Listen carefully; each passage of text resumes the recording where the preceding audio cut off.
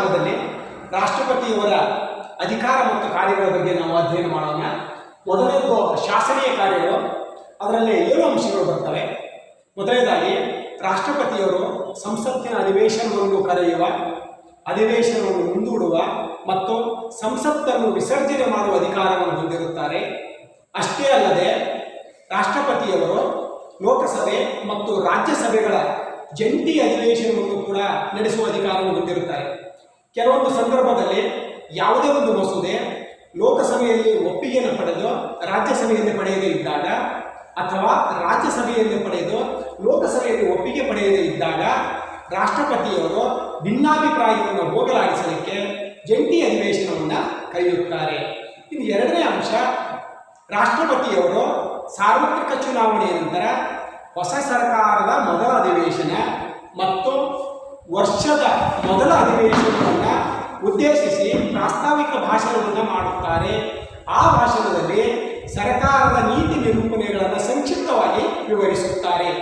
ಮೂರನೇದು ಅತ್ಯಂತ ಪ್ರಮುಖವಾದದ್ದು, ರಾಷ್ಟ್ರಪತಿಯವರು ಸಂಸತ್ತಿನಿಂದ ಒಪ್ಪಿಗೆ ಪಡೆದು ಬಂದಂಥ ಮಸೂದೆಗೆ ರಾಷ್ಟ್ರಪತಿಯವರು ಅಂಕಿತವನ್ನು ಹಾಕಬೇಕು. ನೀವೆಲ್ಲ ಶಾಸಕಾಂಗ ಪಾಠದಲ್ಲಿ ಇದರ ಬಗ್ಗೆ ಅಧ್ಯಯನ ಮಾಡಿದಿರಿ. ಯಾವುದೇ ಮಸೂದೆ ಕಾನೂನಾಗಬೇಕಾದ್ರೆ ಅದಕ್ಕೆ ಲೋಕಸಭೆ ಒಪ್ಪಿಗೆ ಕೊಡಬೇಕು, ರಾಜ್ಯಸಭೆ ಒಪ್ಪಿಗೆ ಕೊಡಬೇಕು. ನಂತರ ರಾಷ್ಟ್ರಪತಿಯವರ ಹತ್ತಿರ ಬಂದಾಗ ಅವರು ಅದಕ್ಕೆ ಅಂಕಿತವನ್ನು ಹಾಕ್ತಾರೆ. ಈ ರೀತಿ ಸಂಸತ್ತಿನಿಂದ ಬಂದಂತಹ ಮಸೂದೆಗೆ ರಾಷ್ಟ್ರಪತಿಯವರು ಅಂಕಿತ ಹಾಕಬಹುದು ಅಥವಾ ಅದನ್ನು ತಡೆ ಹಿಡಿಯಬಹುದು ಅಥವಾ ಅದರಲ್ಲಿ ಬದಲಾವಣೆ ಮಾಡಲು, ತಿದ್ದುಪಡಿ ಮಾಡಲು ವಾಪಸ್ ಅದನ್ನು ಸಂಸತ್ತಿಗೆ ಕಳುಹಿಸಬಹುದು. ಆದರೆ ಎರಡನೇ ಸಲ ಸಂಸತ್ತಿನ ಒಪ್ಪಿಗೆ ಪಡೆದು ಬಂದಂತಹ ಮಸೂದೆಗೆ ರಾಷ್ಟ್ರಪತಿಯವರು ಕಡ್ಡಾಯವಾಗಿ ತಮ್ಮ ಅಂಕಿತವನ್ನು ಹಾಕಲೇಬೇಕಾಗುತ್ತದೆ. ಇನ್ನು ನಾಲ್ಕನೇ ಅಂಶ, ರಾಷ್ಟ್ರಪತಿಯವರು ಸಂಸತ್ತು ಅಧಿವೇಶನದಲ್ಲಿ ಇಲ್ಲದೇ ಇರುವಾಗ ಸುಗ್ರೀವಾಜ್ಞೆಗಳನ್ನು ಹೊರಡಿಸುತ್ತಾರೆ. ಸುಗ್ರೀವಾಜ್ಞೆ ಅಂದರೆ ಅದು ಶಾಸನದಷ್ಟೇ, ಕಾನೂನಿನಷ್ಟೇ ಪ್ರಬಲವಾಗಿರುತ್ತದೆ ಮತ್ತು ಅಷ್ಟೇ ಮಾನ್ಯತೆಯನ್ನು ಪಡೆದಿರುತ್ತದೆ. ಅದರ ಅವಧಿ 6 ತಿಂಗಳು. ಸಂಸತ್ ಅಧಿವೇಶನ ಸೇರಿ 6 ವಾರಗಳೊಳಗಾಗಿ ಅದಕ್ಕೆ ಒಪ್ಪಿಗೆಯನ್ನು ಪಡೆಯಬೇಕಾಗುತ್ತದೆ. ಇನ್ನು 5ನೇ ಅಂಶ, ರಾಷ್ಟ್ರಪತಿಯವರು ಹಲವಾರು ಸಮಿತಿಗಳು, ಆಯೋಗಗಳು ನೀಡಿದ ವರದಿಯನ್ನು ಸಂಸತ್ತಿನಲ್ಲಿ ಚರ್ಚೆ ಮಾಡಲಿಕ್ಕೆ ಅವಕಾಶವನ್ನು ಮಾಡಿಕೊಡುತ್ತಾರೆ. ಉದಾಹರಣೆಗೆ UPSC ಕೇಂದ್ರ ಲೋಕಸೇವಾ ಆಯೋಗದ ನೀಡಿದಂಥ ವರದಿ, CAG ನೀಡಿದಂಥ ವರದಿ, ಪರಿಶಿಷ್ಟ ಜಾತಿ ಪಂಗಡ ಆಯೋಗವು ನೀಡಿರುವ ವರದಿ, ಇವೆಲ್ಲವನ್ನು ಚರ್ಚೆ ಮಾಡಲಿಕ್ಕೆ ಅವಕಾಶವನ್ನು ಕೊಡುತ್ತಾರೆ. ಇನ್ನು 6ನೇ ಅಂಶ, ರಾಷ್ಟ್ರಪತಿಯವರು ರಾಜ್ಯಸಭೆಗೆ 12 ಜನರನ್ನು ನಾಮಕರಣ ಮಾಡುತ್ತಾರೆ. ಕಲೆ, ಸಾಹಿತ್ಯ, ವಿಜ್ಞಾನ, ಸಂಗೀತ, ಸಮಾಜ ಸೇವೆ ಮತ್ತು ಕ್ರೀಡೆಗಳಲ್ಲಿ ಪರಿಣಿತಿ ಪಡೆದವರನ್ನು, ದೇಶಕ್ಕೆ ಕೀರ್ತಿ ತಂದವರನ್ನು, ಅನುಭವಸ್ಥರನ್ನು ನೇರವಾಗಿ ನಾಮಕರಣ ಮಾಡುತ್ತಾರೆ. ಮತ್ತು ಲೋಕಸಭೆಯಲ್ಲಿ ಆಂಗ್ಲೋ ಇಂಡಿಯನ್ನರಿಗೆ ಸೂಕ್ತವಾದಂತಹ ಪ್ರಾತಿನಿಧ್ಯ ದೊರೆದೇ ಇದ್ದಾಗ 2 ನಾಮಕರಣ ಮಾಡುತ್ತಾರೆ. 7ನೇದಾಗಿ, ರಾಷ್ಟ್ರಪತಿಯವರ ಅನುಮತಿ ಇಲ್ಲದೆ ಹಣಕಾಸು ಮಸೂದೆಯನ್ನು ಮಂಡಿಸಲಿಕ್ಕೆ ಅವಕಾಶವಿರುವುದಿಲ್ಲ. ಹೀಗೆ ರಾಷ್ಟ್ರಪತಿಯವರು ಸಂಸತ್ತಿನ ಅವಿಭಾಜ್ಯ ಅಂಗವಾಗಿರುವುದರಿಂದ ಈ ಎಲ್ಲ ಶಾಸನೀಯ ಕಾರ್ಯಗಳನ್ನು ನಿರ್ವಹಿಸುತ್ತಾರೆ. ಇನ್ನು 2ನೇ ಅಂಶ, ಕಾರ್ಯಾಂಗೀಯ ಕಾರ್ಯಗಳು. 53ನೇ ವಿಧಿ ಹೇಳುತ್ತೆ, ಸಕಲ ಕಾರ್ಯಾಂಗೀಯ ಅಧಿಕಾರಗಳು ರಾಷ್ಟ್ರಪತಿಯವರ ಹೆಸರಿನಿಂದಲೇ ನಡೆಯುತ್ತವೆ. ರಾಷ್ಟ್ರಪತಿಯವರು ಪ್ರಧಾನಮಂತ್ರಿಯನ್ನು ನೇಮಕ ಮಾಡುತ್ತಾರೆ ಮತ್ತು ಪ್ರಧಾನಮಂತ್ರಿ ಸಲಹೆ ಸೂಚನೆ ಮೇರೆಗೆ ಮಂತ್ರಿಮಂಡಲವನ್ನು ನೇಮಕ ಮಾಡುತ್ತಾರೆ. ಪ್ರಧಾನಮಂತ್ರಿ ಮತ್ತು ಮಂತ್ರಿಮಂಡಲದವರಿಗೆ ಪ್ರಮಾಣ ವಚನವನ್ನು ಬೋಧಿಸುತ್ತಾರೆ ಮತ್ತು ಭಾರತದ ಎಲ್ಲ ರಾಜ್ಯಗಳಿಗೆ ರಾಜ್ಯಪಾಲರನ್ನು, ಕೇಂದ್ರಾಡಳಿತ ಪ್ರದೇಶಗಳಿಗೆ ಲೆಫ್ಟಿನೆಂಟ್ ಗವರ್ನರ್ ಜನರಲ್ಗಳನ್ನು, CAG ಸುಪ್ರೀಂ ಕೋರ್ಟ್ ಮುಖ್ಯಸ್ಥರು, UPSC ಮುಖ್ಯಸ್ಥರು, ಪರಿಶಿಷ್ಟ ಜಾತಿ ಪಂಗಡದ ಆಯೋಗದ ಅಧ್ಯಕ್ಷ ಮತ್ತು ಸದಸ್ಯರುಗಳನ್ನು ಮತ್ತು ಬೇರೆ ಬೇರೆ ದೇಶಗಳಿಗೆ ರಾಯಭಾರಿಗಳನ್ನು ನೇಮಕ ಮಾಡುತ್ತಾರೆ. ಇಲ್ಲಿ ಒಂದು ವಿಷಯ ನೆನಪಿಟ್ಕೊಳ್ಬೇಕು ವಿದ್ಯಾರ್ಥಿಗಳು ತಾವು, ಕೇಂದ್ರ ಮಟ್ಟದಲ್ಲಿ ನೇಮಕಾತಿ ಅಂತ ಬಂದರೆ ಅದನ್ನು ರಾಷ್ಟ್ರಪತಿಯವರು ಮಾಡುತ್ತಾರೆ. ರಾಜ್ಯ ಮಟ್ಟದಲ್ಲಿ ನೇಮಕಾತಿ ಅಂತ ಬಂದರೆ ಅದನ್ನು ರಾಜ್ಯಪಾಲರು ಮಾಡುತ್ತಾರೆ. ಆದರೆ ಈ ಎಲ್ಲ ನೇಮಕಾತಿಗಳ ಹಿಂದೆ ಪ್ರಧಾನಮಂತ್ರಿ ಮತ್ತು ಮಂತ್ರಿಮಂಡಲದ ಸಲಹೆ ಸೂಚನೆ ಇದ್ದೇ ಇರುತ್ತದೆ ಅನ್ನುವುದನ್ನು ನಾವು ಮರೆಯಬಾರದು. 3ನೇದು, ಹಣಕಾಸಿನ ಕಾರ್ಯಗಳು. ಸಂವಿಧಾನದ ವಿಧಿ 117 ಹೇಳುತ್ತೆ, ರಾಷ್ಟ್ರಪತಿಯವರ ಅನುಮತಿ ಇಲ್ಲದೆ ಹಣಕಾಸು ಮಂತ್ರಿ ಹಣಕಾಸು ಮಸೂದೆಯನ್ನು ಲೋಕಸಭೆಯಲ್ಲಿ ಮಂಡಿಸಲಿಕ್ಕೆ ಅವಕಾಶವಿಲ್ಲ. ಲೋಕಸಭೆಯಲ್ಲಿ ಹಣಕಾಸಿನ ಮಸೂದೆ ಮಂಡಿಸಿ ಅದಕ್ಕೆ ಒಪ್ಪಿಗೆಯನ್ನು ಪಡೆದುಕೊಳ್ಳುವ ಜವಾಬ್ದಾರಿಯನ್ನು ರಾಷ್ಟ್ರಪತಿಯವರು ಹೊಂದಿರುತ್ತಾರೆ. ಮತ್ತೆ ಪ್ರತಿ 5 ವರ್ಷಕ್ಕೊಮ್ಮೆ ಹಣಕಾಸು ಆಯೋಗವನ್ನು ರಚಿಸಿ ಅದಕ್ಕೆ ಅಧ್ಯಕ್ಷ ಮತ್ತು ಸದಸ್ಯರನ್ನು ಕೂಡ ರಾಷ್ಟ್ರಪತಿಯವರು ನೇಮಕ ಮಾಡುತ್ತಾರೆ. ಹಣಕಾಸು ಆಯೋಗದ ಕೆಲಸ ಕೇಂದ್ರ ಮತ್ತು ರಾಜ್ಯಗಳ ನಡುವೆ ಹಣಕಾಸಿನ ಹಂಚಿಕೆ ಮಾಡುವುದಾಗಿರುತ್ತದೆ. ಅಷ್ಟೇ ಅಲ್ಲದೆ ರಾಷ್ಟ್ರಪತಿಯವರು ಸಂಚಿತ ನಿಧಿಯ ಜವಾಬ್ದಾರಿಯನ್ನು ಕೂಡ ಹೊಂದಿರುತ್ತಾರೆ. ಆಪತ್ಕಾಲದಲ್ಲಿ ಖರ್ಚು ಮಾಡಲು ಆ ನಿಧಿಯನ್ನು ಬಳಸಲಾಗುತ್ತದೆ. ಅಂತಹ ಸಂಪೂರ್ಣ ಜವಾಬ್ದಾರಿ ರಾಷ್ಟ್ರಪತಿಯವರ ಮೇಲೆ ಇರುತ್ತದೆ. ಇನ್ನು 4ನೇದು ನ್ಯಾಯಿಕ ಅಧಿಕಾರಗಳು. ಅದರಲ್ಲಿ ನೇಮಕಾತಿ. ರಾಷ್ಟ್ರಪತಿಯವರು ಸುಪ್ರೀಂ ಕೋರ್ಟಿನ ಮುಖ್ಯ ನ್ಯಾಯಾಧೀಶರನ್ನ ಅವರ ಜೊತೆ ಚರ್ಚೆ ಮಾಡಿ ಇತರೆ ನ್ಯಾಯಾಧೀಶರನ್ನು ನೇಮಕ ಮಾಡುತ್ತಾರೆ ಮತ್ತು ಎಲ್ಲ ರಾಜ್ಯಗಳ ಹೈಕೋರ್ಟಿನ ಮುಖ್ಯ ನ್ಯಾಯಾಧೀಶರು ಮತ್ತು ಇತರೆ ನ್ಯಾಯಾಧೀಶರನ್ನು ಕೂಡ ನೇಮಕ ಮಾಡುತ್ತಾರೆ. ಇನ್ನು 2ನೇದು ಸಲಹೆ. ರಾಷ್ಟ್ರಪತಿಯವರು ಕೆಲವು ಸಂದರ್ಭಗಳಲ್ಲಿ ಯಾವುದೋ ಸಂವಿಧಾನಬದ್ಧವಾದಂಥ ವಿಷಯದ ಬಗ್ಗೆ, ಸಾರ್ವಜನಿಕ ಹಿತಾಸಕ್ತಿಯ ಬಗ್ಗೆ ಹೆಚ್ಚಿನ ಮಾಹಿತಿಯನ್ನು ಪಡೆಯಲು ಅಥವಾ ಅಲ್ಲಿರತಕ್ಕಂಥ ಗೊಂದಲಗಳನ್ನು ನಿವಾರಿಸಿಕೊಳ್ಳಲು ಅಥವಾ ಆ ಒಂದು ಸಮಸ್ಯೆಯನ್ನು ಬಗೆಹರಿಸಿಕೊಳ್ಳಲಿಕ್ಕೆ ಸುಪ್ರೀಂ ಕೋರ್ಟ್ ಮುಖ್ಯ ನ್ಯಾಯಾಧೀಶರಿಂದ ಸಲಹೆಯನ್ನು ಪಡೆಯಬಹುದು. 1990ರ ದಶಕದಲ್ಲಿ ಕರ್ನಾಟಕ ಮತ್ತು ತಮಿಳುನಾಡಿನ ನಡುವೆ ಕಾವೇರಿ ಜಲ ವಿವಾದ ದೊಡ್ಡ ಸಮಸ್ಯೆಯಾಗಿತ್ತು. ಆ ಸಮಯದಲ್ಲಿ ರಾಷ್ಟ್ರಪತಿಯವರು ಸುಪ್ರೀಂ ಕೋರ್ಟ್ ಮುಖ್ಯ ನ್ಯಾಯಾಧೀಶರಿಂದ ಅದರ ಬಗ್ಗೆ ಸಲಹೆ ಸೂಚನೆ ಹೆಚ್ಚಿನ ಮಾಹಿತಿ ಪಡೆದಿದ್ದನ್ನು ನಾವು ಇಲ್ಲಿ ಸ್ಮರಿಸಿಕೊಳ್ಳಬಹುದು. ಆದರೆ ಸುಪ್ರೀಂ ಕೋರ್ಟ್ ನ್ಯಾಯಾಧೀಶರು ಕೊಟ್ಟಂಥ ಸಲಹೆಯನ್ನು ಇವರು ಕಡ್ಡಾಯವಾಗಿ ಪಾಲಿಸಲೇಬೇಕೆಂಬ ನಿಯಮ ಇರುವುದಿಲ್ಲ. ರಾಷ್ಟ್ರಪತಿಯವರು ಆ ಸಲಹೆಯನ್ನು ಪಾಲಿಸಬಹುದು ಅಥವಾ ಪಾಲಿಸದೇ ಇರಬಹುದು. 3ನೇದು ಕ್ಷಮಾದಾನ. 72ನೇ ವಿಧಿಗಳಕ್ಕೆ ರಾಷ್ಟ್ರಪತಿಯವರಿಗೆ ಕ್ಷಮಾದಾನದ ಅಧಿಕಾರವನ್ನು ನೀಡಲಾಗಿದೆ. ಬಹಳ ಒಂದು ಇಂಪಾರ್ಟೆಂಟ್ ಪಾಯಿಂಟ್ ಮಕ್ಕಳಿದು. ಯಾವುದೇ ಒಬ್ಬ ಆರೋಪಿಗೆ ಸುಪ್ರೀಂ ಕೋರ್ಟ್ ಮರಣದಂಡನೆ ಅಥವಾ ಜೀವಾವಧಿ ಶಿಕ್ಷೆಯನ್ನು ವಿಧಿಸಿರುತ್ತೆ. ನಿಮಗೆಲ್ಲ ಗೊತ್ತಿದೆ, ಭಾರತದಲ್ಲಿ ಸುಪ್ರೀಂ ಕೋರ್ಟ್ ನ್ಯಾಯಾಂಗ ವ್ಯವಸ್ಥೆಯ ತುದಿಯಲ್ಲಿ ಕಾರ್ಯವನ್ನು ನಿರ್ವಹಿಸುತ್ತದೆ. ಸುಪ್ರೀಂ ಕೋರ್ಟ್ ಕೊಟ್ಟಂತಹ ತೀರ್ಪಿನ ವಿರುದ್ಧ ಬೇರೆ ಯಾವುದೇ ನ್ಯಾಯಾಲಯದಲ್ಲಿ ನಾವು ಮನವಿಯನ್ನು ಸಲ್ಲಿಸಲಿಕ್ಕೆ ಅವಕಾಶವಿಲ್ಲ. ಈ ಮರಣದಂಡನೆ ಮತ್ತು ಜೀವಾವಧಿ ವಿದ್ಯಾರ್ಥಿಗಳಿಗೆ ಸ್ಪಷ್ಟಪಡಿಸ್ಕೊಳ್ಬೇಕು. ನೀವು ಮರಣದಂಡನೆ ಬೇರೆ, ಜೀವಾವಧಿನೇ ಬೇರೆ. ಸುಮಾರು ಜನ ವಿದ್ಯಾರ್ಥಿಗಳು ಅವೆರಡು ಒಂದೇ ಅಂತ ಅನ್ಕೊಳ್ತಾರೆ. ಮರಣದಂಡನೆ ಅಂದರೆ ಅವರನ್ನು ನೇಣು ಹಾಕಿ ಗಲ್ಲು ಶಿಕ್ಷೆ ಕೊಟ್ಟು ಸರ್ಕಾರದವರೇ ಸಾಯಿಸ್ತಾರೆ. ಜೀವಾವಧಿ ಶಿಕ್ಷೆ ಎಂದರೆ ಅವರು ಸಾಯುವವರೆಗೆ ಜೈಲಲ್ಲಿರಬೇಕಾಗುತ್ತೆ. ಈ ರೀತಿ ಮರಣದಂಡನೆ ಮತ್ತು ಜೀವಾವಧಿ ಶಿಕ್ಷೆ ಒಳಗಾದಂತಹ ವ್ಯಕ್ತಿ ಅಂತಿಮವಾಗಿ ಒಂದು ಅರ್ಜಿಯನ್ನು ಬರೆದು ರಾಷ್ಟ್ರಪತಿಯವರ ಹತ್ತಿರ ಕಳಿಸುತ್ತಾನೆ. ಅದಕ್ಕೆ ಕ್ಷಮಾದಾನ ಅರ್ಜಿ ಅಂತಾರೆ. ಆ ಅರ್ಜಿಯನ್ನು ರಾಷ್ಟ್ರಪತಿಯವರು ಪರಿಶೀಲನೆ ಮಾಡುತ್ತಾರೆ.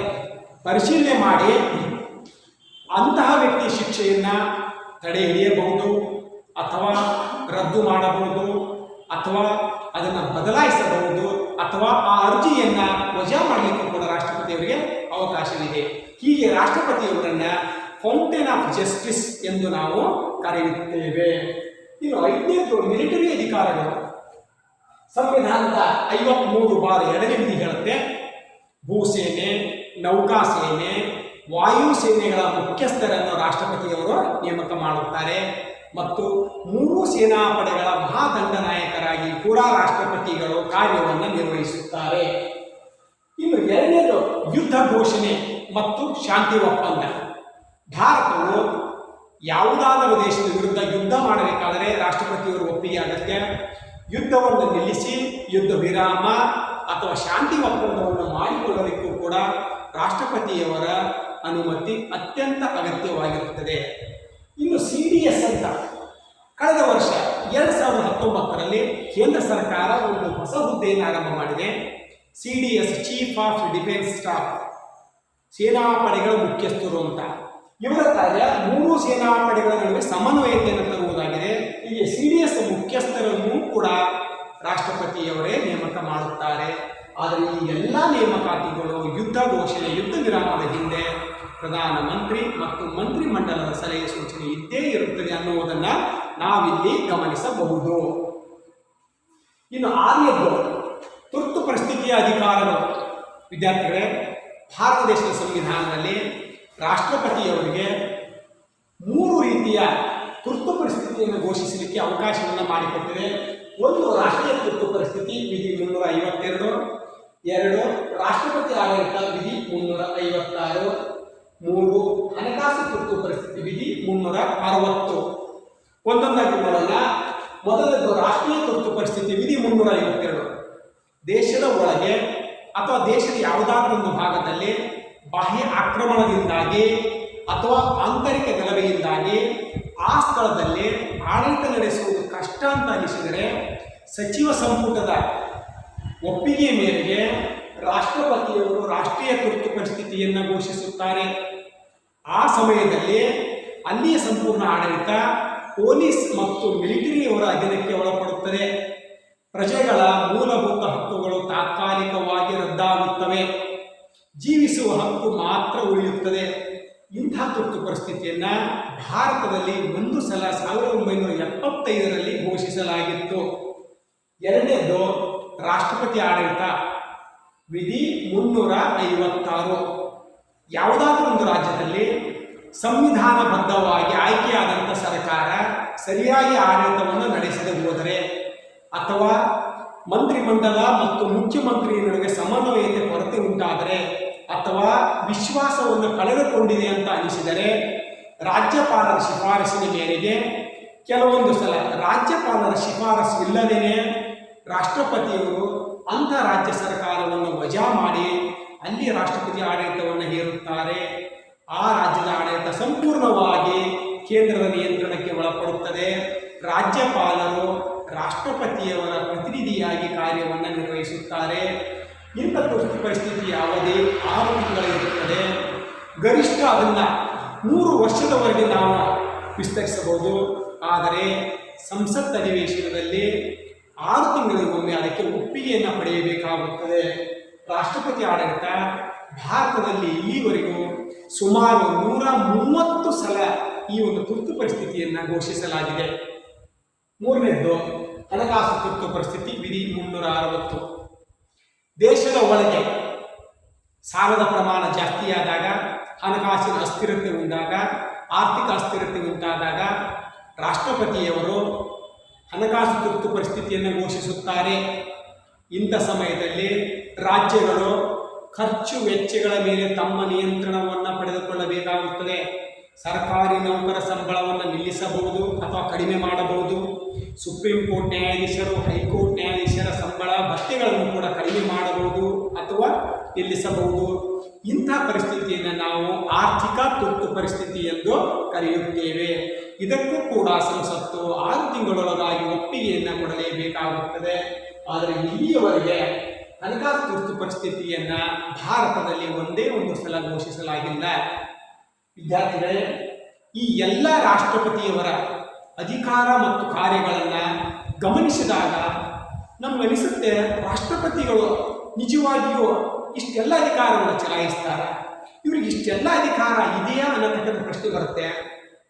ಆದರೆ ರಾಷ್ಟ್ರಪತಿಯವರು ಇವು ಯಾವ ಅಧಿಕಾರವನ್ನು ನೇರವಾಗಿ ಚಲಾಯಿಸುವುದಿಲ್ಲ. ಇವರ ಹೆಸರಿನಿಂದ ಪ್ರಧಾನಮಂತ್ರಿ ಮತ್ತು ಮಂತ್ರಿಮಂಡಲದವರು ಈ ಅಧಿಕಾರವನ್ನು ಚಲಾಯಿಸುತ್ತಾರೆ. ಹಾಗಾದರೆ ರಾಷ್ಟ್ರಪತಿಯವರಿಗೆ ಯಾವುದೇ ಕೆಲಸ ಇಲ್ಲ ಅಂತ ಅನ್ಕೋಬೇಕಾ? ಅದು ಕೂಡ ತಪ್ಪು. ಕೆಲವು ಸಂದರ್ಭಗಳಲ್ಲಿ ರಾಷ್ಟ್ರಪತಿಯವರು ಈ ಎಲ್ಲ ಕೆಲಸ ಕಾರ್ಯಗಳ ಜೊತೆಗೆ ತಮ್ಮ ವಿವೇಚನೆಯನ್ನು ಬಳಸಿ ಆಡಳಿತವನ್ನು ನಡೆಸುತ್ತಾರೆ.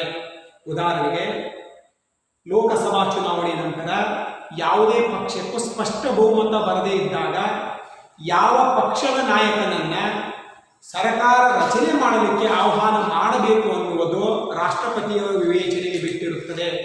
ಇನ್ನು ಪ್ರಧಾನಮಂತ್ರಿಯ ಶಿಫಾರಸಿನ ಮೇರೆಗೆ ಲೋಕಸಭೆಯನ್ನು ವಿಸರ್ಜನೆ ಮಾಡಬೇಕಾದರೆ ರಾಷ್ಟ್ರಪತಿಯವರು ತಮ್ಮ ವಿವೇಚನೆಯನ್ನು ಬಳಸುತ್ತಾರೆ. ಇನ್ನು ರಾಜ್ಯಪಾಲರು ಯಾವುದೇ ಒಂದು ಮಸೂದೆಯನ್ನು ತಾವು ಅಂಕಿತ ಹಾಕದೆ ಅದನ್ನು ರಾಷ್ಟ್ರಪತಿಯವರಿಗೆ ಕಳುಹಿಸಿದಾಗ ರಾಷ್ಟ್ರಪತಿಯವರು ಆ ಮಸೂದೆಗೆ ಅಂಕಿತ ಹಾಕಬೇಕು ಅಥವಾ ಬೇಡವೋ ಅನ್ನುವುದು ಕೂಡ ತಮ್ಮ ವಿವೇಚನೆಯನ್ನು ಬಳಸುತ್ತಾರೆ. ಹೀಗೆ ರಾಷ್ಟ್ರಪತಿಯವರು ಸಂವಿಧಾನಬದ್ಧವಾದಂಥ ಅಧಿಕಾರಗಳನ್ನು ಚಲಾಯಿಸುತ್ತಾ ಸಮಯ ಸಂದರ್ಭಕ್ಕನುಗುಣವಾಗಿ ತಮ್ಮ ವಿವೇಚನೆಯನ್ನು ಬಳಸುತ್ತಾ ತಮ್ಮ ಅಧಿಕಾರವನ್ನು ಚಲಾಯಿಸುತ್ತಾರೆ. ಹೀಗೆ ಭಾರತದ ರಾಷ್ಟ್ರಪತಿಯವರು ದೇಶದ ಮುಖ್ಯಸ್ಥರು, ಆದರೆ ಕಾರ್ಯಾಂಗದ ಮುಖ್ಯಸ್ಥರಲ್ಲ. ಅವರು ದೇಶವನ್ನು ಪ್ರತಿನಿಧಿಸುತ್ತಾರೆ, ಆದರೆ ಆಡಳಿತವನ್ನು ಪ್ರತಿನಿಧಿಸುವುದಿಲ್ಲ. ಇನ್ನು ರಾಷ್ಟ್ರಪತಿಗಳ ಪಟ್ಟಿಯನ್ನು ನೋಡೋಣ. ಭಾರತದ ರಾಷ್ಟ್ರಪತಿಗಳನ್ನು ನೋಡಿದಾಗ ಹಲವಾರು ವಿದ್ವಾಂಸರು, ಪಂಡಿತರು, ಕಾನೂನು ತಜ್ಞರು, ರಾಜನೀತಿ ತಜ್ಞರು ತಮ್ಮ ಸೇವೆಯನ್ನು ನಮ್ಮ ದೇಶಕ್ಕೆ ದಾರಿ ಎರೆದಿದ್ದಾರೆ. Doctor Rajendra Prasad, Radhakrishnan, Zakir Hussain, V Giri, Fakhruddin Ali Ahmed, Neelam Sanjeeva Reddy, Giani Zail Singh, R Venkataraman, Shankar Dayal Sharma, K R. Narayanan, APJ Abdul Kalam, Pratibha Patil, Pranab Mukherjee ಮತ್ತು ಈಗ ಪ್ರಸ್ತುತ ಶ್ರೀ ರಾಮನಾಥ್ ಕೋವಿಂದರವರು ಕಾರ್ಯವನ್ನು ನಿರ್ವಹಿಸುತ್ತಿದ್ದಾರೆ. ಈ ಎಲ್ಲ ರಾಷ್ಟ್ರಪತಿಗಳ ಹೆಸರುಗಳನ್ನು ನೀವು ಒಂದ್ಸಲ ಗಮನಿಸಿ ವಿದ್ಯಾರ್ಥಿಗಳೇ. ಅತ್ಯಂತ ಸಾಮಾನ್ಯವಾದಂಥ ಒಬ್ಬ ವ್ಯಕ್ತಿ, ಸಂವಿಧಾನ ರಚನಾ ಸಭೆಯಲ್ಲಿದ್ದವರು ಡಾಕ್ಟರ್ ರಾಜೇಂದ್ರ ಪ್ರಸಾದ್ ಸೇವೆಯನ್ನು ಸಲ್ಲಿಸಿದ್ದಾರೆ. ಇನ್ನೊಬ್ಬ ಶಿಕ್ಷಣ ತಜ್ಞ ಡಾಕ್ಟರ್ ರಾಧಾಕೃಷ್ಣನ್ ಕೂಡ ರಾಷ್ಟ್ರಪತಿಯಾಗಿ ಸೇವೆ ಸಲ್ಲಿಸಿದ್ದಾರೆ. ಅಲ್ಪಸಂಖ್ಯಾತರು ಕೂಡ ರಾಷ್ಟ್ರಪತಿ ಹುದ್ದೆಯನ್ನು ಪಡೆದಿದ್ದಾರೆ. ಅವರು ಜಾಕೀರ್ ಹುಸೇನ್ ಇರ್ಬೋದು, ಫಕ್ರುದ್ದೀನ್ ಅಲಿ ಅಹ್ಮದ್ ಇರ್ಬೋದು, ಜ್ಞಾನಿ ಜೇಲ್ ಸಿಂಗ್ ಇರ್ಬೋದು.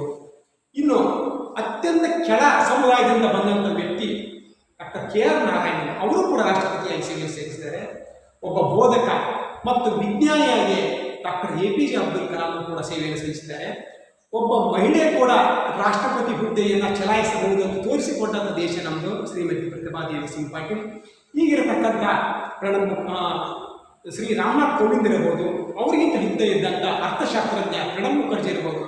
ಎಲ್ಲ ಅದ್ಭುತ ಪಾಂಡಿತ್ಯವನ್ನು, ಪ್ರತಿಭೆಯನ್ನು ಹೊಂದಿದಂಥ ವ್ಯಕ್ತಿಗಳು ನಮ್ಮ ದೇಶದಲ್ಲಿ ರಾಷ್ಟ್ರಪತಿ ಹುದ್ದೆಯನ್ನು ನಿರ್ವಹಿಸಿದ್ದಾರೆ. ಹಾಗಾದರೆ ವಿದ್ಯಾರ್ಥಿಗಳು ಎಲ್ಲ ಹೆಸರುಗಳನ್ನು ನೆನಪಿಟ್ಟುಕೊಳ್ಬೇಕಾ ಅಂತ ನಿಮ್ಮಲ್ಲಿ ಒಂದು ಪ್ರಶ್ನೆ ಬರುತ್ತೆ. ಎಲ್ಲರ ಹೆಸರುಗಳನ್ನು ನೆನಪಿಟ್ಟುಕೊಳ್ಳೋ ಅವಶ್ಯಕತೆ ಇಲ್ಲ. ಭಾರತದ ಮೊದಲ ರಾಷ್ಟ್ರಪತಿ ಡಾಕ್ಟರ್ ರಾಜೇಂದ್ರ ಪ್ರಸಾದ್ ನೆನಪಿಟ್ಕೊಳ್ಳಿ. ಈಗಿರುವ ರಾಷ್ಟ್ರಪತಿ ಶ್ರೀ ರಾಮನಾಥ್ ಕೋವಿಂದ್ ನೆನಪಿಟ್ಕೊಳ್ಳಿ. ಇವರಿಗಿಂತ ಹಿಂದೆ ಇದ್ದವರು ಶ್ರೀ ಪ್ರಣಬ್ ಮುಖರ್ಜಿ ಅವರ ಹೆಸರನ್ನು ನೆನಪಿಟ್ಕೊಳ್ಳಿ. ಏಕೈಕ ಮಹಿಳಾ ರಾಷ್ಟ್ರಪತಿ ಶ್ರೀಮತಿ ಪ್ರತಿಭಾ ದೇವಿ ಸಿಂಗ್ ಪಾಟೀಲ್, ಇವರ ಹೆಸರುಗಳನ್ನು ನೆನಪಿಟ್ಕೊಳ್ಳಿ. ಇನ್ನು ಭಾರತದ ಉಪರಾಷ್ಟ್ರಪತಿ ಸಂವಿಧಾನ ವಿಧಿ 63 ಉಪರಾಷ್ಟ್ರಪತಿ ಹುದ್ದೆಗೆ ಅವಕಾಶವನ್ನು ಕಲ್ಪಿಸಲಾಗಿದೆ. ರಾಷ್ಟ್ರಪತಿಯ ನಂತರ ಬರತಕ್ಕಂಥ ಒಂದು ಪ್ರಮುಖ ಹುದ್ದೆಯಾಗಿದೆ. ಇವರು ರಾಜ್ಯಸಭೆಯ ಪದನಿಮಿತ್ತ ಅಧ್ಯಕ್ಷರಾಗಿ ಕಾರ್ಯವನ್ನು ನಿರ್ವಹಿಸುತ್ತಾರೆ. ಇನ್ನು ಉಪರಾಷ್ಟ್ರಪತಿ ಹುದ್ದೆಗೆ ಸ್ಪರ್ಧಿಸಲು ಇರಬೇಕಾದಂಥ ಅರ್ಹತೆಗಳನ್ನು ನೋಡೋಣ. ಮೊದಲನೇದಾಗಿ ಭಾರತದ ಪ್ರಜೆಯಾಗಿರಬೇಕು. 2, ಕನಿಷ್ಠ 35 ವರ್ಷ ವಯಸ್ಸಾಗಿರಬೇಕು. 3ನೇದ್ದು, ರಾಜ್ಯಸಭೆಗೆ ಸ್ಪರ್ಧಿಸಲು ಇರಬೇಕಾದ ಅರ್ಹತೆಗಳನ್ನು ಹೊಂದಿರಬೇಕು. ಇಲ್ಲಿ ಒಂದು ವ್ಯತ್ಯಾಸವನ್ನು ನೀವು ಗಮನಿಸಬೇಕು ವಿದ್ಯಾರ್ಥಿಗಳೇ. ರಾಷ್ಟ್ರಪತಿ ಚುನಾವಣೆಗೆ ಲೋಕಸಭೆ ಸ್ಪರ್ಧಿಸಲು ಇರಬೇಕಾದ ಅರ್ಹತೆಗಳನ್ನು ಹೊಂದಿರಬೇಕು. ಉಪರಾಷ್ಟ್ರಪತಿ ಚುನಾವಣೆಗೆ ರಾಜ್ಯಸಭಾ ಸದಸ್ಯರಾಗಲು ಇರಬೇಕಾದ ಅರ್ಹತೆಯನ್ನು ಹೊಂದಿರಬೇಕು. 4ನೇದ್ದು, ಯಾವುದೇ ಲಾಭದಾಯಕ ಹುದ್ದೆಯನ್ನು ಹೊಂದಿರಬಾರದು. ಲಾಭದಾಯಕ ಹುದ್ದೆ ಅಂದರೆ ಕೇಂದ್ರ, ರಾಜ್ಯ ಅಥವಾ ಸ್ಥಳೀಯ ಸರ್ಕಾರಿ ಹುದ್ದೆಯಲ್ಲಿರಬಾರದು. ಒಂದು ವೇಳೆ ಸರ್ಕಾರಿ ಹುದ್ದೆಯಲ್ಲಿದ್ದರೆ ಅವರು ತಮ್ಮ ಸ್ಥಾನಕ್ಕೆ ರಾಜೀನಾಮೆಯನ್ನು ಸಲ್ಲಿಸಿ ಚುನಾವಣೆಯಲ್ಲಿ ಸ್ಪರ್ಧೆ ಮಾಡಬಹುದು. ಇನ್ನು ಚುನಾವಣಾ ವಿಧಾನ, ಉಪರಾಷ್ಟ್ರಪತಿ ಚುನಾವಣೆಯಲ್ಲಿ ಭಾಗವಹಿಸತಕ್ಕಂಥ ವ್ಯಕ್ತಿಗಳು ಯಾರಪ್ಪ ಅಂದರೆ ಲೋಕಸಭಾ ಸದಸ್ಯರು ಮತ್ತು ರಾಜ್ಯಸಭಾ ಸದಸ್ಯರು. ಇಲ್ಲಿ ಒಂದು ನಾವು ವ್ಯತ್ಯಾಸವನ್ನು ಗಮನಿಸಬಹುದು. ರಾಷ್ಟ್ರಪತಿ ಚುನಾವಣೆಯಲ್ಲಿ ಲೋಕಸಭಾ ಸದಸ್ಯರು, ರಾಜ್ಯಸಭಾ ಸದಸ್ಯರು ಮತ್ತು ಎಲ್ಲ ರಾಜ್ಯಗಳ ವಿಧಾನಸಭಾ ಸದಸ್ಯರು ಭಾಗವಹಿಸುತ್ತಾರೆ. ಉಪರಾಷ್ಟ್ರಪತಿ ಚುನಾವಣೆಯಲ್ಲಿ ವಿಧಾನಸಭಾ ಸದಸ್ಯರು ಭಾಗವಹಿಸಲಿಕ್ಕೆ ಅವಕಾಶವಿಲ್ಲ. ಇನ್ನು ರಾಷ್ಟ್ರಪತಿ ಚುನಾವಣೆಯಲ್ಲಿ ನಾಮಕರಣಗೊಂಡ ಸದಸ್ಯರಿಗೆ ಅವಕಾಶವಿಲ್ಲ. ಉಪರಾಷ್ಟ್ರಪತಿ ಚುನಾವಣೆಯಲ್ಲಿ ಚುನಾಯಿತರು ಮತ್ತು ನಾಮಕರಣಗೊಂಡ ಸದಸ್ಯರು ಇಬ್ಬರು ಭಾಗವಹಿಸಬಹುದು. ಅಂದರೆ ಲೋಕಸಭಾ ಸದಸ್ಯರು ಮತ್ತು ರಾಜ್ಯಸಭಾ ಸದಸ್ಯರು ಇಬ್ಬರು ಭಾಗವಹಿಸುತ್ತಾರೆ. ನಂತರ ಸ್ಪರ್ಧಿಸುವ ಅಭ್ಯರ್ಥಿಯ ಹೆಸರನ್ನು ಕನಿಷ್ಠ 20 ಸದಸ್ಯರು ಸೂಚಿಸಿ ಅನುಮೋದಿಸಬೇಕಾಗುತ್ತೆ. ಸ್ಪರ್ಧಿಸುವ ಅಭ್ಯರ್ಥಿ ರಿಸರ್ವ್ ಬ್ಯಾಂಕ್ ಆಫ್ ಇಂಡಿಯಾದಲ್ಲಿ 15,000 ರೂಪಾಯಿಗಳನ್ನು ಠೇವಣಿಯನ್ನಾಗಿ ಇಡಬೇಕಾಗುತ್ತದೆ. 1/6 ಮತವನ್ನು ಪಡೆದರೆ ಠೇವಣಿ ಹಣ ವಾಪಸ್ ಬರುತ್ತದೆ. ಇಲ್ಲವಾದರೆ ಸರ್ಕಾರ ಆ ಹಣವನ್ನು ಮುಟ್ಟುಗೋಲು ಹಾಕಿಕೊಳ್ಳಲಾಗುತ್ತದೆ. ನಂತರ ಇಲ್ಲಿಯೂ ಕೂಡ ಪ್ರಮಾಣಾನುಗುಣ ಪ್ರಾತಿನಿಧ್ಯ ಪದ್ಧತಿಯ ಮೂಲಕ ಗುಪ್ತ ಮತದಾನದ ಆಧಾರದ ಮೇಲೆ ಉಪರಾಷ್ಟ್ರಪತಿ ಚುನಾವಣೆ ನಡೆಸಲಾಗುತ್ತದೆ. ಹೆಚ್ಚಿನ ಮತವನ್ನು ಪಡೆದಂಥ ಅಭ್ಯರ್ಥಿಯನ್ನು ಉಪರಾಷ್ಟ್ರಪತಿ ಎಂದು ಘೋಷಿಸಲಾಗುವುದು. ಇನ್ನು ಅವಧಿ 67ನೇ ವಿಧಿಯ ಪ್ರಕಾರ ಉಪರಾಷ್ಟ್ರಪತಿಯವರ ಅವಧಿ 5 ವರ್ಷ. 5 ವರ್ಷಕ್ಕಿಂತ ಮೊದಲೇ ಅವರು ತಮ್ಮ ಸ್ಥಾನಕ್ಕೆ ರಾಜೀನಾಮೆಯನ್ನು ಸಲ್ಲಿಸಬಹುದು. ರಾಷ್ಟ್ರಪತಿಯವರಿಗೆ ರಾಜೀನಾಮೆ ಪತ್ರವನ್ನು ಕೊಡಬೇಕಾಗುತ್ತದೆ. ಅಥವಾ ಅದಕ್ಕಿಂತ ಮೊದಲೇ ಆಕಸ್ಮಿಕವಾಗಿ ಮರಣ ಹೊಂದಿದರೆ ಅಥವಾ ಮಹಾಭಿಯೋಗದ ಮೂಲಕ ಪದಚ್ಯುತಗೊಳಿಸಿದರೆ ಅವರು ತಮ್ಮ ಸ್ಥಾನವನ್ನು ಕಳೆದುಕೊಳ್ಳಬೇಕಾಗುತ್ತದೆ. ಮತ್ತೆ ಉಪರಾಷ್ಟ್ರಪತಿ ಹುದ್ದೆಗೆ ಚುನಾವಣೆ ನಡೆಯುತ್ತದೆ. ಇನ್ನು ಪದಚ್ಯುತಿ, ಮಹಾಭಿಯೋಗದ ಮೂಲಕ ಸಂವಿಧಾನ 61 ವಿಧಿ ಹೇಳುತ್ತೆ, ಉಪರಾಷ್ಟ್ರಪತಿಯವರು ಸಂವಿಧಾನಕ್ಕೆ ವಿರುದ್ಧವಾಗಿ ನಡೆದುಕೊಂಡಾಗ, ಅಂದರೆ ಸ್ವಜನ ಪಕ್ಷಪಾತ, ಭ್ರಷ್ಟಾಚಾರ, ಕಾನೂನಿನ ಉಲ್ಲಂಘನೆ ಮಾಡಿದಾಗ ರಾಜ್ಯಸಭೆಯಲ್ಲಿ 4/1 ಸದಸ್ಯರು ದೋಷಾರೋಪಣೆ ನಿಲುವಳಿಗೆ ಬೆಂಬಲವನ್ನು ಸೂಚಿಸಿ ಚರ್ಚೆ ಆರಂಭ ಮಾಡಿ ಎರಡೂ ಸದನಗಳಲ್ಲಿ 3/2 ಬಹುಮತದಿಂದ ಒಪ್ಪಿಗೆ ಕೊಟ್ಟಾಗ ಉಪರಾಷ್ಟ್ರಪತಿಯವರನ್ನು ಪದಚ್ಯುತಿ ಮಾಡಲಾಗುವುದು. ಆದರೆ ಇಲ್ಲಿವರೆಗೆ ಯಾವುದೇ ಒಬ್ಬ ಉಪರಾಷ್ಟ್ರಪತಿಯನ್ನು ಭಾರತದಲ್ಲಿ ಪದಚ್ಯುತಿ ಮಾಡಿಲ್ಲ. ನಂತರ ವೇತನ ಮತ್ತು ಸೌಲಭ್ಯಗಳು, ಉಪರಾಷ್ಟ್ರಪತಿಯವರಿಗೆ ಮಾಸಿಕ 1.25 ಲಕ್ಷ ವೇತನವನ್ನು ನಿಗದಿ ಮಾಡಲಾಗಿದೆ. ಅದನ್ನು 4 ಲಕ್ಷಕ್ಕೆ ಇತ್ತೀಚೆಗೆ ಹೆಚ್ಚಿಸಲಾಗಿದೆ. ಇವರಿಗೆ ಕಾಲಕಾಲಕ್ಕೆ ಭತ್ಯೆಗಳನ್ನು ಸರ್ಕಾರ ನಿಗದಿ ಮಾಡಲಾಗುತ್ತದೆ. ಇರಲಿಕ್ಕೆ ಉಚಿತವಾದಂಥ ನಿವಾಸವನ್ನು ಕೂಡ ಕೊಡಲಾಗಿದೆ. ಸರ್ಕಾರದಿಂದ ಹಲವಾರು ಸೌಲಭ್ಯಗಳನ್ನು ಮತ್ತು ರಕ್ಷಣೆಗಳನ್ನು ಕೂಡ ಉಪರಾಷ್ಟ್ರಪತಿಯವರು ಹೊಂದಿದ್ದಾರೆ. ಇನ್ನು ವಿದ್ಯಾರ್ಥಿಗಳೇ, ಉಪರಾಷ್ಟ್ರಪತಿಯವರ ಅಧಿಕಾರ ಮತ್ತು ಕಾರ್ಯಗಳನ್ನು ಒಂದೊಂದು ರಾಜ್ಯಸಭೆಯ ಪದನಿಮಿತ್ತ ಅಧ್ಯಕ್ಷರಾಗಿರುತ್ತಾರೆ.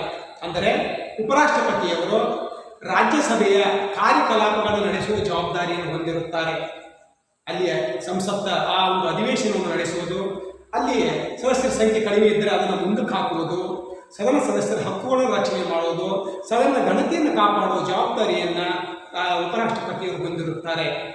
ಒಂದು ವೇಳೆ ಉಪರಾಷ್ಟ್ರಪತಿಯವರು ಇಲ್ಲದ ಸಮಯದಲ್ಲಿ ರಾಜ್ಯಸಭೆಯ ಉಪಾಧ್ಯಕ್ಷರು ರಾಜ್ಯಸಭೆಯ ಪದನಿಮಿತ್ತ ಅಧ್ಯಕ್ಷರಾಗಿ ಕಾರ್ಯವನ್ನು ನಿರ್ವಹಿಸುತ್ತಾರೆ. ಎರಡನೇದ್ದು ಹಂಗಾಮಿ ರಾಷ್ಟ್ರಪತಿಗಳ ಕಾರ್ಯ. ರಾಷ್ಟ್ರಪತಿಯವರ ಮರಣ ಅಥವಾ ರಾಜೀನಾಮೆ ಅಥವಾ ಪದಚ್ಯುತಿ ಸಮಯದಲ್ಲಿ ಉಪರಾಷ್ಟ್ರಪತಿಯವರು ಹಂಗಾಮಿ ರಾಷ್ಟ್ರಪತಿಯಾಗಿ 6 ತಿಂಗಳವರೆಗೆ ಕಾರ್ಯವನ್ನು ನಿರ್ವಹಿಸುತ್ತಾರೆ. ಇನ್ನು ಉಪರಾಷ್ಟ್ರಪತಿ ಪಟ್ಟಿಯನ್ನು ನೋಡಿದಾಗ ಮೊದಲ ಉಪರಾಷ್ಟ್ರಪತಿ ಡಾಕ್ಟರ್ ರಾಧಾಕೃಷ್ಣನ್, ಈಗಿರುವ ಉಪರಾಷ್ಟ್ರಪತಿ ಶ್ರೀ ವೆಂಕಯ್ಯ ನಾಯ್ಡು, ಅವರಿಗಿಂತ ಮೊದಲು ಇದ್ದವರು ಶ್ರೀ ಹಮೀದ್ ಅನ್ಸಾರಿ. ಇನ್ನು ವಿದ್ಯಾರ್ಥಿಗಳೇ, ಈ ರಾಷ್ಟ್ರಪತಿ ಮತ್ತು ಉಪರಾಷ್ಟ್ರಪತಿ ಇವರಿಂದ ಬರತಕ್ಕಂಥ ಪ್ರಶ್ನೆಗಳು ನೋಡಿಬಿಡೋಣ. 1 ಅಂಕದ ಪ್ರಶ್ನೆಗಳು. ಭಾರತದ ಉಪರಾಷ್ಟ್ರಪತಿಯವರ ಅಧಿಕಾರಾವಧಿ ಎಷ್ಟು? ಭಾರತದಲ್ಲಿ ಪ್ರಧಾನಮಂತ್ರಿಯನ್ನು ಯಾರು ನೇಮಿಸುತ್ತಾರೆ? ರಾಜ್ಯಸಭೆಯ ಪದನಿಮಿತ್ತ ಅಧ್ಯಕ್ಷರು ಯಾರು? ರಾಜ್ಯದ ರಾಜ್ಯಪಾಲರನ್ನು ಯಾರು ನೇಮಿಸುತ್ತಾರೆ? ಭಾರತದ ಸರ್ವೋಚ್ಚ ನ್ಯಾಯಾಲಯದ ಮುಖ್ಯ ನ್ಯಾಯಾಧೀಶರನ್ನು ಯಾರು ನೇಮಿಸುತ್ತಾರೆ? ಭಾರತದ ಉಪರಾಷ್ಟ್ರಪತಿ ಅಧಿಕಾರದ ಅವಧಿ ಎಷ್ಟು? ಭಾರತದಲ್ಲಿ ಸೇನಾಪಡೆಗಳ ಮುಖ್ಯಸ್ಥರನ್ನು ಯಾರು ನೇಮಿಸುತ್ತಾರೆ? 2 ಅಂಕಗಳ ಪ್ರಶ್ನೆಗಳು. ಭಾರತ ರಾಷ್ಟ್ರಪತಿಗಳಿಗೆ ಇರಬೇಕಾದ ಅರ್ಹತೆಗಳಾಗುವು? ಭಾರತದಲ್ಲಿ ಉಪರಾಷ್ಟ್ರಪತಿಗಳನ್ನು ಯಾರು ಆಯ್ಕೆ ಮಾಡುತ್ತಾರೆ? ರಾಷ್ಟ್ರಪತಿಗಳು ಚಲಾಯಿಸುವ 3 ತುರ್ತು ಪರಿಸ್ಥಿತಿ ಅಧಿಕಾರಗಳು ಯಾವುವು? ಉಪರಾಷ್ಟ್ರಪತಿಗಳಿಗೆ ಇರಬೇಕಾದ ಅರ್ಹತೆಗಳಾಗುವು? ಭಾರತದ ರಾಷ್ಟ್ರಪತಿಗಳನ್ನು ಚುನಾಯಿಸುವಲ್ಲಿ ಭಾಗವಹಿಸುವ ಸದಸ್ಯರು ಯಾರು? 5 ಅಂಕಗಳ ಪ್ರಶ್ನೆಗಳು. ಭಾರತದ ರಾಷ್ಟ್ರಪತಿಗಳನ್ನು ಚುನಾಯಿಸುವ ವಿಧಾನವನ್ನು ವಿವರಿಸಿ. ರಾಷ್ಟ್ರಪತಿಗಳ ಶಾಸನೀಯ ಅಧಿಕಾರಗಳನ್ನು ವಿವರಿಸಿ. ರಾಷ್ಟ್ರಪತಿಗಳ ಕಾರ್ಯಾಲಯ ಅಧಿಕಾರಗಳನ್ನು ವಿವರಿಸಿ. ರಾಷ್ಟ್ರಪತಿಗಳ ತುರ್ತು ಪರಿಸ್ಥಿತಿ ಅಧಿಕಾರಗಳನ್ನು ವಿವರಿಸಿ. ಭಾರತದ ಉಪರಾಷ್ಟ್ರಪತಿ ಕಾರ್ಯಗಳಾವುವು ತಿಳಿಸಿ. 10 ಅಂಕಗಳ ಪ್ರಶ್ನೆ, ವಿವರಣಾತ್ಮಕ ಪ್ರಶ್ನೆ. ಭಾರತದ ರಾಷ್ಟ್ರಪತಿಗಳ ಅಧಿಕಾರ ಮತ್ತು ಕಾರ್ಯಗಳನ್ನು ವಿವರಿಸಿ ಮತ್ತು ಭಾರತದ ಉಪರಾಷ್ಟ್ರಪತಿಗಳ ಬಗ್ಗೆ ಟಿಪ್ಪಣಿಯನ್ನು ಬರೆಯಿರಿ. ಈ ರೀತಿ 10 ಅಂಕದ ಪ್ರಶ್ನೆಗಳು ಕೇಳಿದಾಗ ಸಂಕ್ಷಿಪ್ತವಾಗಿ ಪಾಯಿಂಟ್ಸ್ ಅನ್ನು ಬರೆದು ಅವುಗಳಿಗೆ ಅಂಡರ್ಲೈನ್ ಮಾಡಿ ವಿವರಣೆಯನ್ನು ಕೊಡಬೇಕು. ಧನ್ಯವಾದಗಳು. Dear students, in the last class, we have already been understand the president, his position, how we are going to elect the president of India, and also we have discussed his qualifications with impeachment, privileges and immunities. Let me move on now the president's functions. Yes, what are the parts and functions of the president of India? Yes, students, here as the chief of the nation and chief of the executive, he will be discharge vast power according to Indian Constitution. What is it? Let me discuss. Dear students, here also we are going to bifurcate His parts and functions, legislative functions, executive functions, financial functions, with this thing, his military powers and other functions, how he is going to discharge according to our constitution. Let me pass on the first function of the Indian president, that is the legislative functions. Dear students, here you must be kept in mind, he is not a member of either houses of the parliament. He is not a member of Rajya Sabha or Lok Sabha. But what Indian constitution says, he is the part and parcel of the Indian legislature. I mean, he will have the power to discharge accordingly, which are known as the legislative functions. Dear students, the president can summons and address the parliament when, if election is over, general election is over, the first parliament will be addressed by him. And also, every year, the first session will be addressed by him. He is always going to address the joint sessions of both houses of the parliament. You must be kept in mind. Here, the president nominates a number of members in both houses. What is this number? For example, when I come across the Lok Sabha, 2 Anglo-Indian fellows will be nominated by him. When we come across the Rajya Sabha, 12 members will be nominated by him who are rising from different fields, which are science and technology, education, cooperation, social service, sports, with this thing. I hope you are already aware this thing while we are discussing in the legislative chapter. Dear students, power in respect of bills, the president has certain functions in respect of passing the bills. What you are already aware in the lawmaking process of our legislature? Yes. If a bill passes by the both houses, finally it must be get the assent of the president to become law. That's why we are going to say it is one more important legislative function. Dear students, when the parliament is not in session, the president can promulgate ordinances. Yes. Our parliament will have 3 seasonal sessions, that is winter session, summer session, rainy session. Apart from this session, if there is no session, the president will have the power by promulgating the ordinance to avoid the day-to-day problems of the nation. Yes. Money bill cannot be introduced in the Lok Sabha without prior permission of the president. Dear students, you are already aware, money bill enter for the discussion through the Lok Sabha only, not through the Rajya Sabha. How? It must be getting the prior permission of the President of India. It is one more important legislative force. I hope you are already aware of what we call legislative powers of the President of India. Let me pass on executive powers. You must be kept in mind, he is the chief executive of the executive or Indian political or administrative system. Yes. Article 53 of the Indian Constitution vests all executive powers in the President of India, because everything will be discharged under the name of the President. You must be kept in mind. Yes, that's why we are going to understand Indian Constitution vests all executive powers in the President of India according to this article. Article 77 says, all executive actions of the government of India shall be expressed in the name of the President. What I have already told you.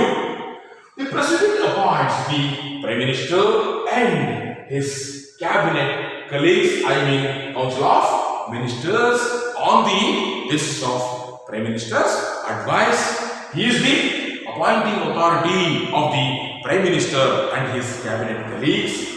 The President is also responsible for the making appointment of governors of the different states, Comptroller and the Auditor General, the Chairman and members of the Union Public Service Commission, Chief Election Commissioner and other election commissioner, ambassadors and high commissioners of our country, of our nation in other countries.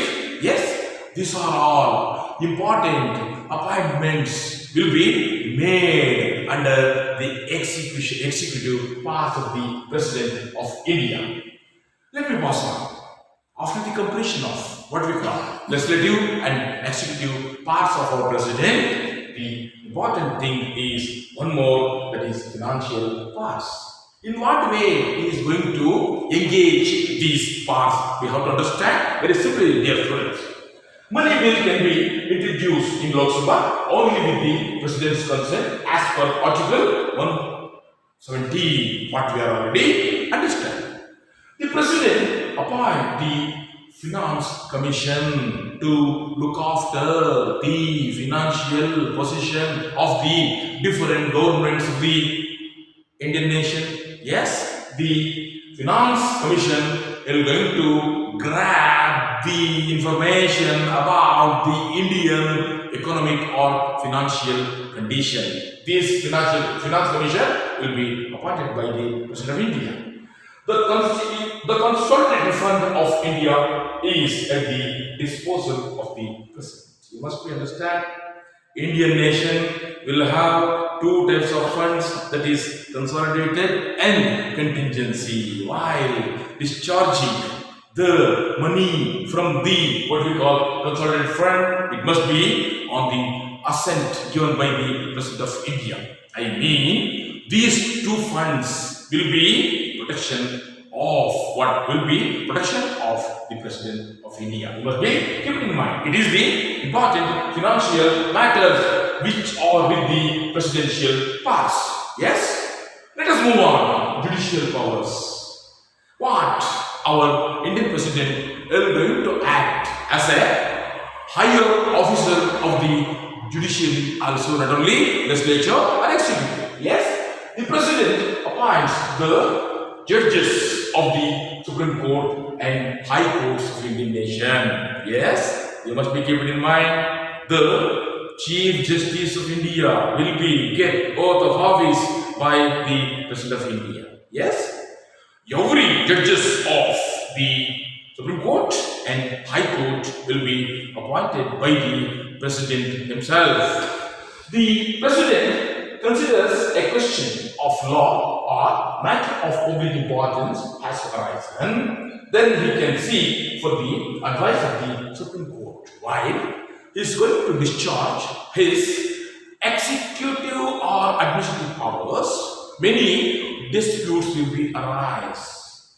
Among those disputes, many will be considered as national interest. When national interest comes to give the solution, our President will have the power to take advice of our judiciary. Yes, Article 72 empowers the President of India for grant pardon, reproofs and respite of punishment. It is very simple. If a person decided under death sentence, it can be decided finally by the President of India. Yes, of course, Supreme Court is the final judicial court of Indian nation. It has been, for example, it has been extended such a type of decision. The person can move on the appeal towards the President of India. President can take his own decision. Indian Constitution has been freely given the power pertaining to this juncture. Yes, that's why we are going to say it is known as pardon or reproofs and respite of punishment. Yes, it is the judicial power with the President of India. What is the diplomatic powers? We are already been understand while we discussed the executive powers. All international treaties and agreements are concluded on behalf of the President. Yes, the President appoints ambassadors and high commissioners envoys to the other countries. It is known as what we call diplomatic powers with the President of India. Let me pass on. One more thing is military powers. You must be keep it in mind. Our President is constitutionally considered as supreme commander of our military forces. Yes? The President is the supreme commander of military or defense forces of India. He can declare war and also conclude peace. If he wants, he can declare the war with other countries, or he can have many pacts, treaties regarding peace movements. It is known as military powers. Let me pass on. Important thing is emergency power. Here there is what we call national emergency. Here, three types of emergencies we can look. The President, when we come across emergency powers, national emergency under Article 352 states that if the President is satisfied and that a grave emergency exists whereby security of India or any part of the territory thereof is threatened whether by external aggression or armed rebellion, he may proclaim national emergency. If there is an aggression from the internally or externally, he is able to declare Article 352 as national emergency. State emergency, I mean introduction or implementation of presidential power in the state. According to Article 356, if there is a decline of constitution in any states on the recommendations of what we call that particular state's chief minister and the recommendations of the prime minister and his cabinet colleagues, the president will be declared the presidential rule in that particular state. The financial emergency, it is under Article 360. If the President is satisfied that there is an economic situation in which the financial stability or credit of India is threatened, then he can proclaim the financial emergency. If our economy is threatened some way, the President will have the power to declare financial emergency. Dear students, here we have already been understanding what are the important functions will be discharged by the President of India. Yes, with these functions, the President will be act as the whole and sole fellow of Indian political system at the top level. You must be kept in mind. Let me pass on one more personality or one more position, that is Vice President of India. Dear students, in the presidential position, yes, while we are going to discuss regarding that, the one more position is Vice President of India. We must discuss. The Vice President of India is the second highest office in Indian political system after the President. He is the ex officio chairman of the Rajya Sabha. I need not explain this thing once again because we already understand why we are discussing about the composition of Rajya Sabha. Okay, let me pass on. In particular, how the Vice President will be act as the second highest officer in the Indian political system. Article 63 of the Constitution provides for the position of the Vice President of India. According to Article 63, India should have the Vice President also. Yes, what are the qualifications towards the Vice President of India? In the same manner, we can discuss. He must be citizen of India. He must be completed 53 years. Not hold any office of profit. Yes, it is applicable to every elected fellows. Be qualified for the election as a member of Rajya Sabha. You must be kept in mind when we come across the president. He must be qualified as like as Lok Sabha member. Here we are going to decide. He must be qualified as the member of Rajya Sabha. Yes. Here why, in what way we are going to elect the Vice President of India? Here there is also electoral college. Who are there in this electoral college? It is quite different from Indian presidential election and Indian presidential election electoral college.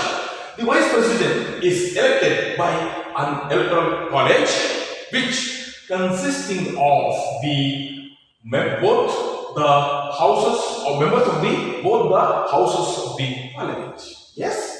The nomination of a candidate for election to the office of the Vice President must be proposed and seconded by 2020. There you have been noticed 50-50. Here 20-20. 20 electors has to be proposed. 20 electors has to be seconded. Yes, it is the thing what we are going to understand while filing the what we call nomination towards the Vice Presidential election. Dear students, in this, when we come across this election process, here these fellows are going to cast the vote. Here also there will be some kind of single transfer vote. The person who will get more votes will be get elected as the Vice President of India according to Indian Election Commission. Let me pass on. What are the immunities and privileges has been extended towards the Vice President of India? The Vice President receives the salary of what salary? Yes, 4 lakhs per month. He will be act as the chairman of the Rajya Sabha. Yes, there are no additional emoluments for the office. Why I am going to clear? He will be get the salary for his duties discharged as the Vice President, not as the what we call chairman, ex officio chairman of the Rajya Sabha. What is his term? Very simple. His term is also 5 years. According to Article 67, he will be hold office for a period of 5 years. Yes. What is the impeachment process? Here also applicable. This impeachment process applicable like the President of India. The Vice President can be impeached for violation of Constitution, such as resolution is moved only in Rajya Sabha. No Vice President has faced removal process so far. Yes, this type of impeachment, including our President, Vice Presidents did not face this type of what we call condition. What are the powers and functions, dear students, in the Indian Constitution? No clarity about the what we call powers and functions of the Vice President of India. Yes, he will be act as a chairman of the Rajya Sabha. What we are already discussed. Yes, he will be act as ex officio chairman of the Rajya Sabha. He will be act as a acting president. Yes, it is very important. According to Article 65, if our president's seat perhaps unseated, when the time the Vice President will be act as a pro term or acting President of India for the time being of 6 months. Yes, you must be kept in mind. In the event of vacancy of the President, the Vice President shall act as a President until new President is elected. It is within the limit that is 6 months. Dear students, here we are going to understand the President and Vice President are a pivotal positions in the Indian executive. Yes, at the top, the President will be act as a chief executive. With him, if there is a vacancy of the President, the Vice President will be act as a chief executive of the Indian administration. Thank you.